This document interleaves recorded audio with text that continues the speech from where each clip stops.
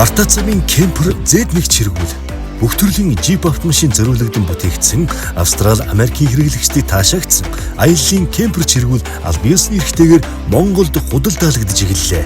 Нийтжин 900 кг чиргүүлийг чирсэн үед жолоолжгон ямар ч саадгүй бөгөөд Бартацам зориулагдсан үл хамаарах тэнхлэг бүхий ямар ч замын нөхцөлд саадгүй. Дизель Webasto майхан халаагуур болон 95 литр усны сав. Усан дорх шүршүр, газан плит бүхий галтгооны хэсэг, запас дугуй 55 ваттын нарны толиор цахилгааны бүрэн шийдсэн.